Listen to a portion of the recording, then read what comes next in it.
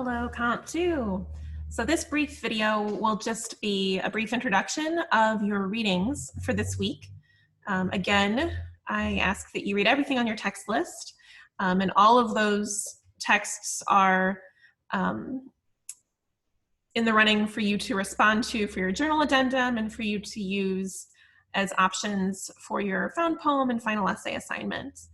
So even though we will only discuss in depth certain stories in our weekly Zoom meeting, I do ask that you read everything on the text list. So I'm going to just briefly walk you through, starting with The Negro Speaks of Rivers by Langston Hughes, through The Mother by Gwendolyn Brooks. So I'm just going through your text list, giving you some kind of main things to look out for as you read, and we'll discuss more together on Wednesday. So the first two selections for this week's readings are by Langston Hughes. If you remember, before Othello, we listened to him read and talked about I Too by Langston Hughes. So Hughes was a prominent poet, writer, critic, activist, musician in the Harlem Renaissance era and beyond. So The Negro Speaks of Rivers, the recording that I've included on Moodle that I hope you listen to, he gives a wonderful introduction to it where he explains how he came to write it. He was right out of high school, I think he was 19, and thinking about the importance of rivers in human history and in African American history. So I'd like for you to do, when you listen to it and read it, think about, we've talked all semester about symbolism and frequently how water is symbolic. And it's very clear as you kind of go through that simple poem, really, that all those are references to rivers. You can get that. We know that rivers are really important, kind of life-giving areas of civilization throughout history.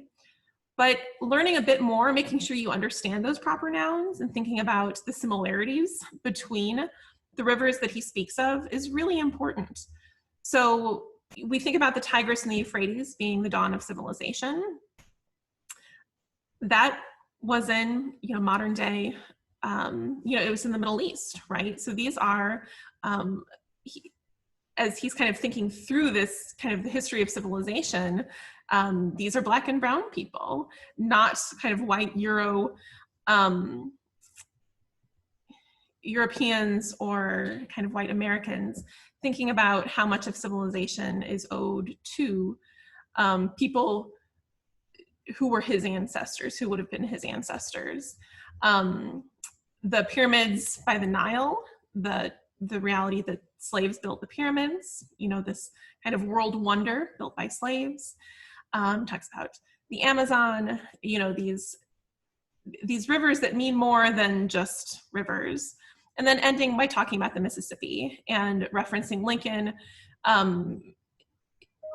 Lincoln would commonly say that upon visiting New Orleans and the slave market in New Orleans, so kind of the start of the Mississippi River, which comes up through St. Louis, which was a hub for the slave trade, that changed him, that changed Abraham Lincoln in a way that informed his anti-slavery and abolitionist leanings. So again, on the surface, we know the symbolism of rivers, but how we can kind of dig deeper by understanding those proper nouns. And then Harlem Dream Deferred.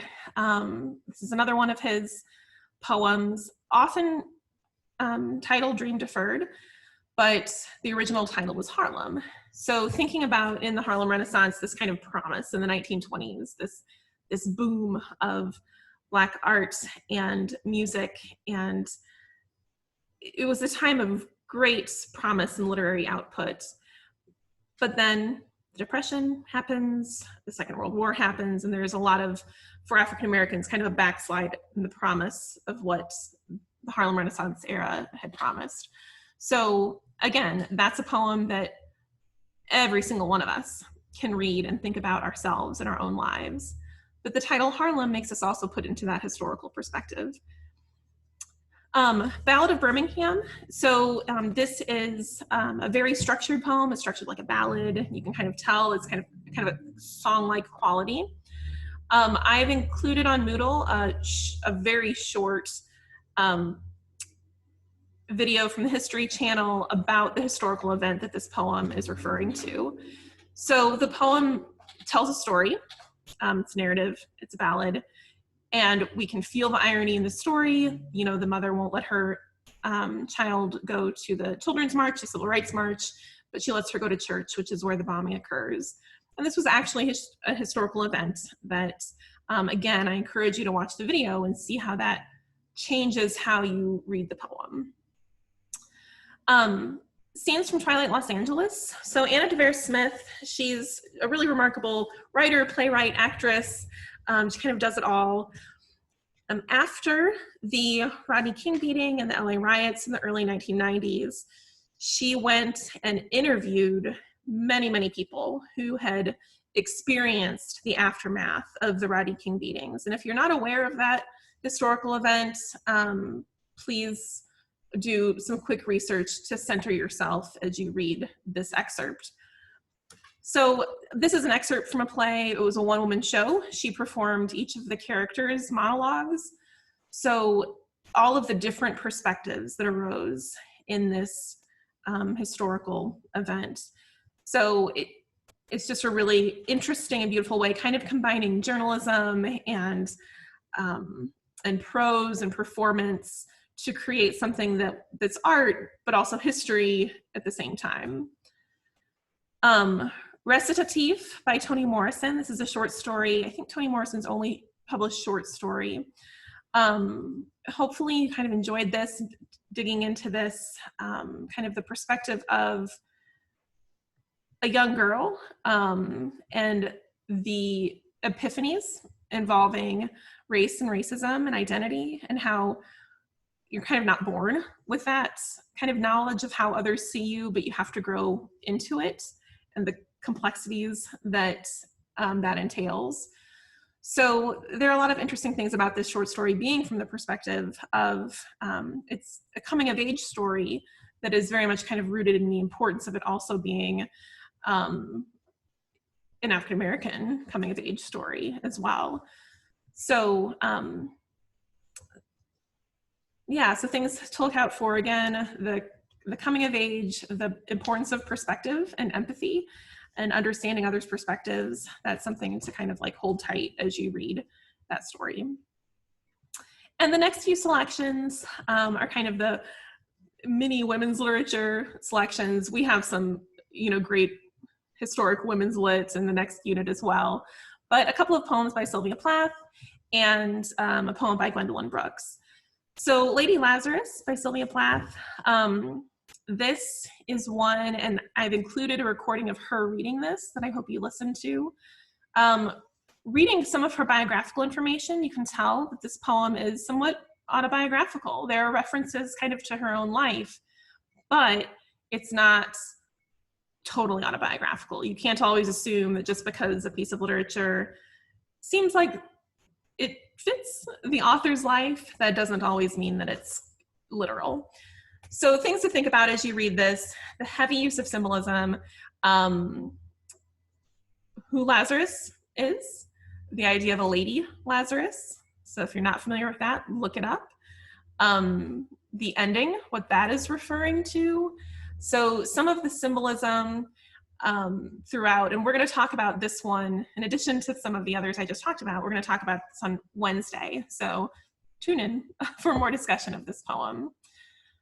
Metaphors by Sylvia Plath. This is a kind of short and sweet poem called Metaphors, and it's full of metaphors. I want to discuss this in class together, because my first question in the classroom about this poem always is, what is this poem about? And oftentimes people aren't sure. And then when a student or I say, hey, is it about this? Then light bulbs go off. So more on that in class on Wednesday. We'll see what folks think about the meaning of that poem. And then finally, The Mother by Gwendolyn Brooks. So if you remember Gwendolyn Brooks' name, we read We Real Cool at the beginning of the semester, if you remember her reading it and talking about her. And in her introduction to We Real Cool, she talks about how important it was for her to like not judge the boy she saw in the bar, but think about how they felt and think about their perspective. I love that, and I think that's something that we should always carry with us. But I think that this poem is, you know, she was saying that introduction to that poem, but I think we can pull that and talk about it in regard to this poem as well. So The Mother is a poem about abortion, and it's interesting. I think one of the most fascinating things about this poem is that it has been used over the decades by groups, by activists on either side of the abortion debate.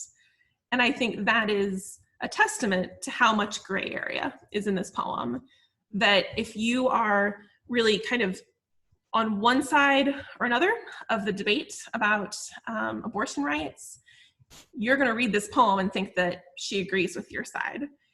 And I don't think the poem is meant to be read that way. I think that it challenges us to be in the gray area instead of the black and white. Is this right or wrong? Should this be legal or illegal? Do the women in the poem regret it or not? That's not how life works. That's not how human beings work. So us being kind of forced into the gray area in this poem is oftentimes really uncomfortable for people, especially if they do have really strongly held personal convictions about the topic. But I think that Brooks wants us to practice empathy and perspective and a lack of judgment and just listening instead. So we'll talk about this again on Wednesday, but yeah, think about it as a poem and not kind of a political statement. And we're not used to dealing with some things in life through those lenses. So all of the readings for this week kind of tie into ideas of perspective and identity, particularly from African-American authors and women authors, and African-American women authors, and the role of identity and the importance of identity in sharing perspectives and sharing art. So I'll look forward to meeting with those of you who can come on Wednesday to talk more about some of these selections.